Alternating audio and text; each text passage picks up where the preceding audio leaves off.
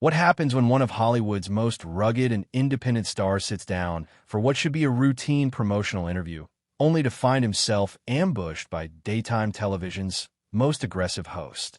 The legendary Kurt Russell, known for his tough guy persona and decades of iconic action roles, walked onto the set expecting to discuss his latest project, but instead found himself facing off against Joy Behar's relentless tactics that pushed the seasoned actor to his absolute breaking point. What started as typical Hollywood promotional banter quickly spiraled into a fiery showdown that had audience members on the edge of their seats and fellow co-hosts scrambling to contain the situation. The tension became so unbearable that Russell did something unprecedented in his decades-long career, something that left millions of viewers in complete shock. Make sure to hit that subscribe button and drop a comment below, because this explosive confrontation will leave you questioning how far is too far in daytime television. You're about to witness one of the most shocking and explosive moments in daytime television history.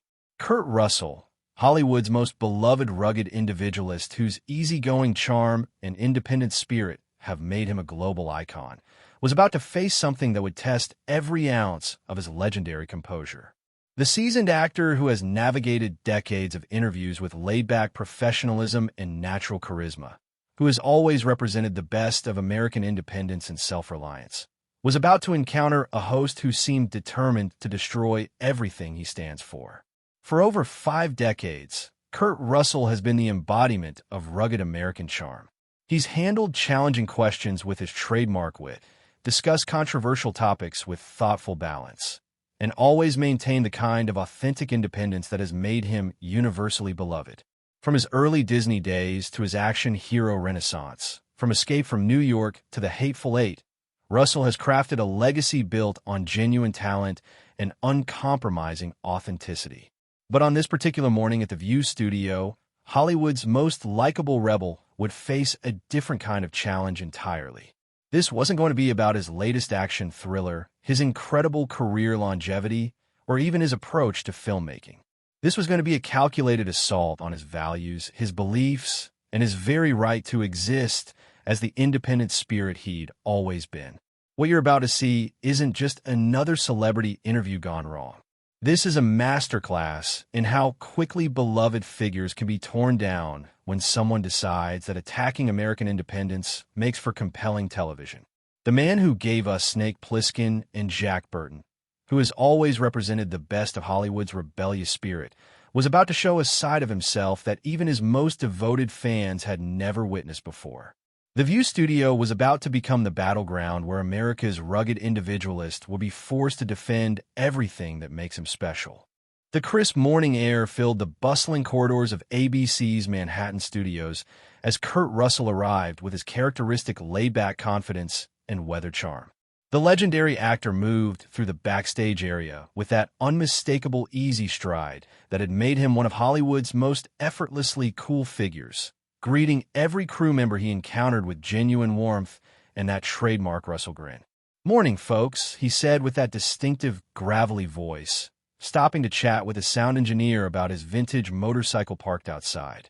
"Beautiful day for a ride, isn't it? Nothing beats the freedom of the open road." His eyes crinkled with authentic enthusiasm as they discussed bikes and weekend plans, showcasing the down-to-earth quality that had made him so beloved.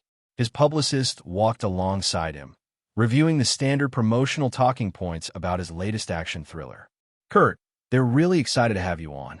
Just focus on the film, maybe share some stories about the stunts, and you know how much audiences love your natural charisma."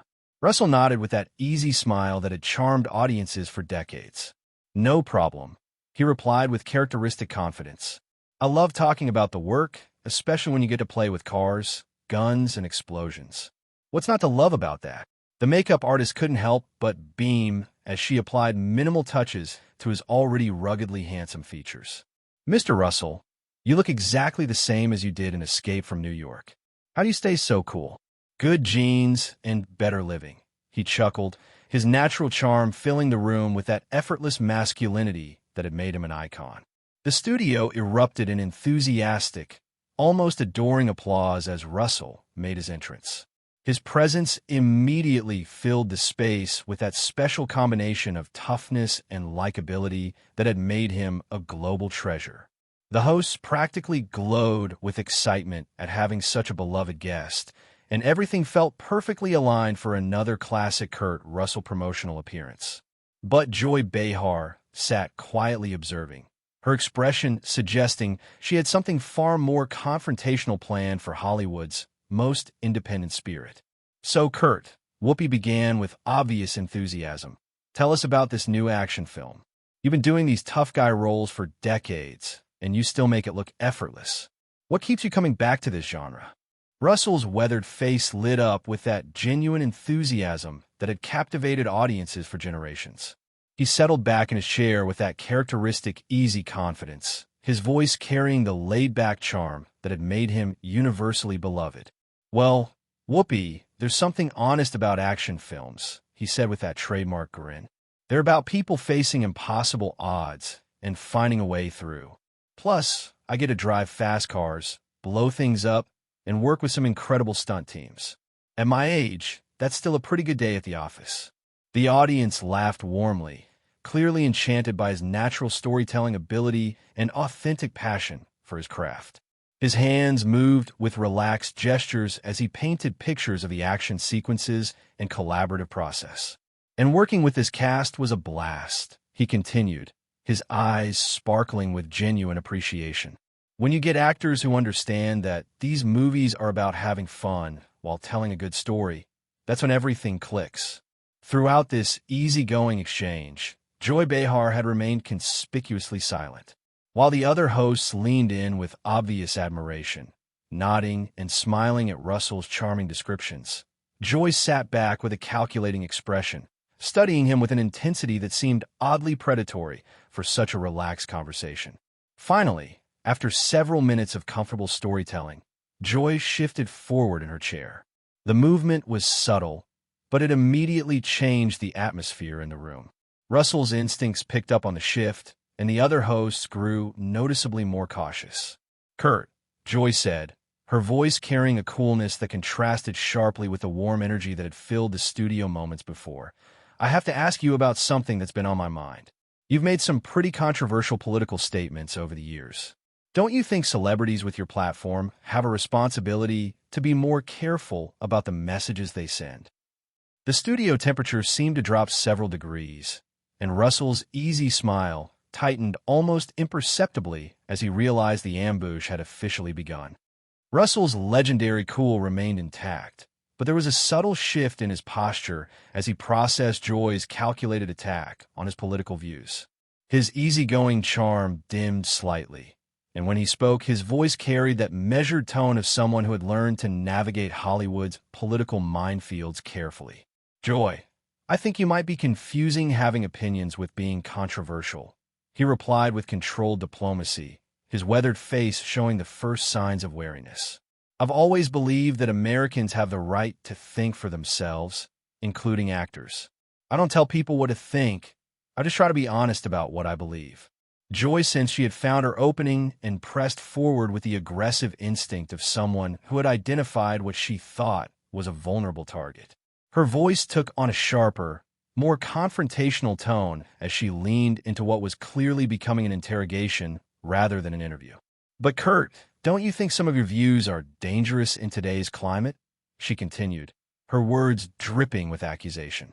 When you express skepticism about certain progressive policies, when you talk about individual freedom and personal responsibility, aren't you promoting ideas that could be harmful to social progress?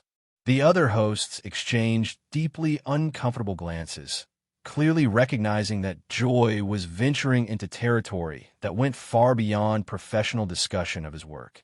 Sarah attempted a nervous smile, but Joy's focus remained laser-locked on Russell. Russell's jaw tightened almost imperceptibly, his legendary self-control being tested in a way that was clearly unprecedented in his media experience. Harmful, he said, his voice carrying the first edge of real irritation. Since when is believing in freedom and personal responsibility harmful? Those are the values this country was built on.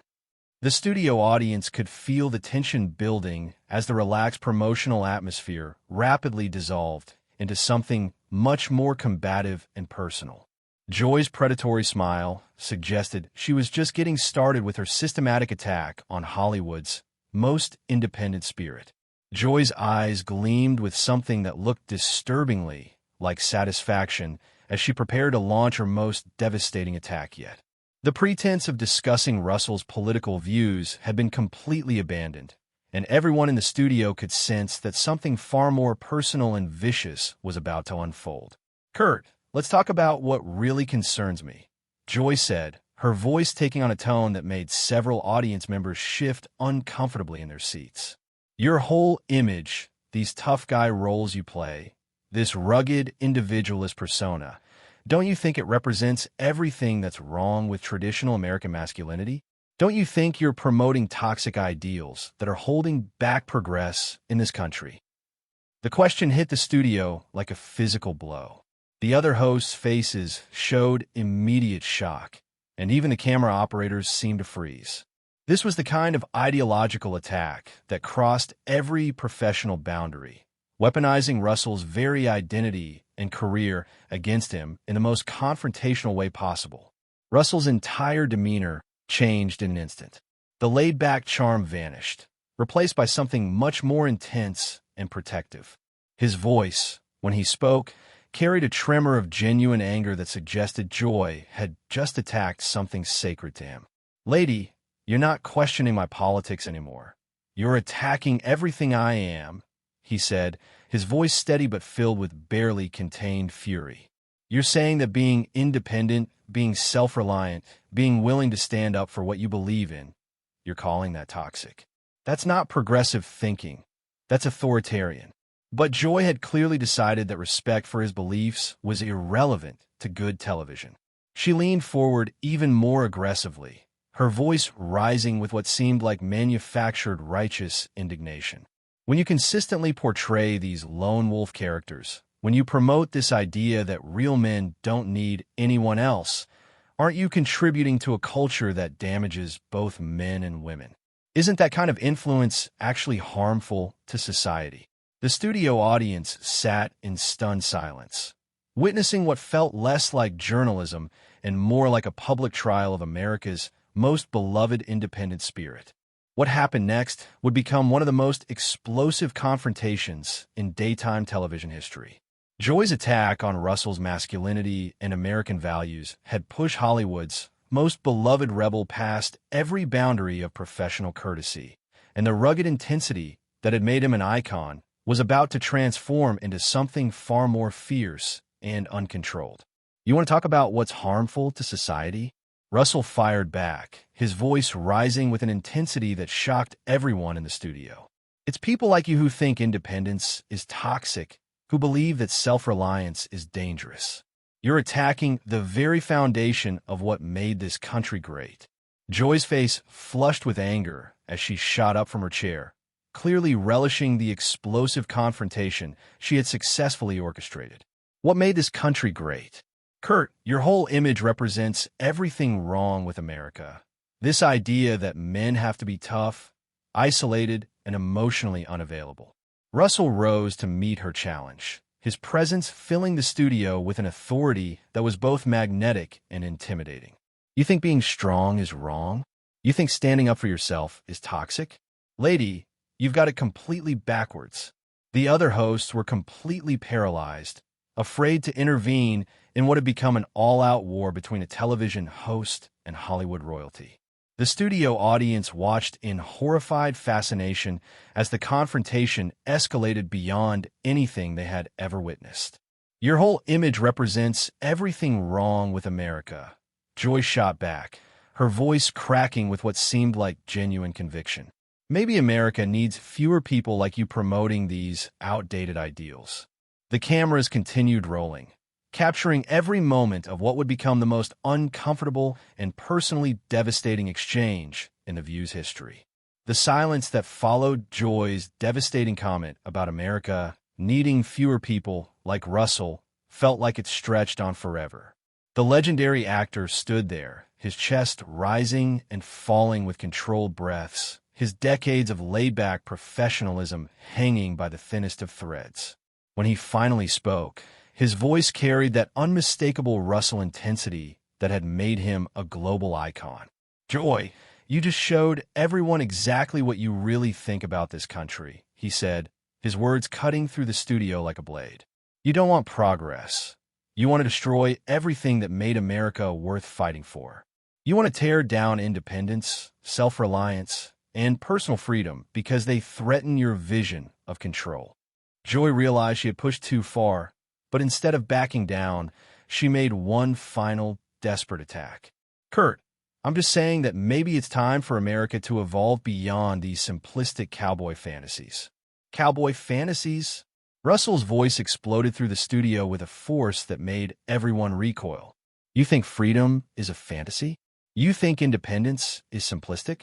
Lady, those fantasies are what built this nation, what made it possible for people like you to sit here and tear it down." He began removing his microphone with swift, controlled movements, each action a clear statement that this conversation was over. Joy watched in growing panic as she realized her attack had backfired spectacularly. "You can't just storm off when someone challenges your worldview," she called out desperately, her voice rising to almost a shriek. Russell turned to face her one final time, and the look in his eyes was one of complete disgust mixed with profound disappointment. "I'm not storming off from a challenge. I'm walking away from someone who hates everything this country stands for." With that, Kurt Russell stormed off the set with the same rugged dignity he had brought to every role, leaving Joy standing alone in the wreckage of what had once been a respectful television studio. The silence that engulfed the View studio after Kurt Russell's explosive exit was unlike anything the crew had ever experienced. It was the kind of profound, uncomfortable quiet that follows the destruction of something beloved, when everyone present realizes they've just witnessed an unnecessary assault on one of America's most treasured figures. The only sounds were the mechanical hum of cameras still rolling and the shocked whispers of audience members who couldn't believe what had just been done to Hollywood's most likable rebel. Joy stood frozen in place, her face cycling through expressions of defiance, confusion, and something that might have been the dawning realization of what she had just destroyed. When she finally spoke, her voice lacked its earlier aggression, replaced by something that sounded almost defensive. "Well," she said, attempting to regain control of the narrative, "I think that reaction proves exactly what I was talking about. Some people can't handle having their outdated worldviews challenged by progress." But the other hosts' faces told a completely different story. Whoopi looked genuinely disturbed, her expression suggesting she couldn't believe what had just happened to a man who was essentially Hollywood royalty. Sarah appeared close to tears, and even Sunny seemed shaken by the unprecedented disrespect they had just witnessed. The studio audience sat in stunned disbelief, many shaking their heads in obvious disgust at what had transpired. Several audience members could be heard whispering, "That was completely wrong, and how could she attack him like that?" their voices carrying clearly in the unnaturally quiet studio. The production crew stood frozen, knowing they had just captured something that would be remembered as one of the most unnecessarily destructive moments in television history. This wasn't just a bad interview. This was the moment when basic respect for American values was sacrificed for ideological warfare. What you just witnessed wasn't progress or necessary dialogue. It was the systematic destruction of America's rugged individualist, and Kurt Russell's storm from that studio wasn't just an exit. It was a defense of everything good about American independence that will be remembered long after the cameras stopped rolling. And that's how America's rugged individualist went from beloved guest to defender of freedom in less than 20 minutes. All because Joy Behar decided that attacking Kurt Russell's independent spirit was more important than respecting one of Hollywood's most treasured figures. Russell's storm from that studio wasn't just a walkout.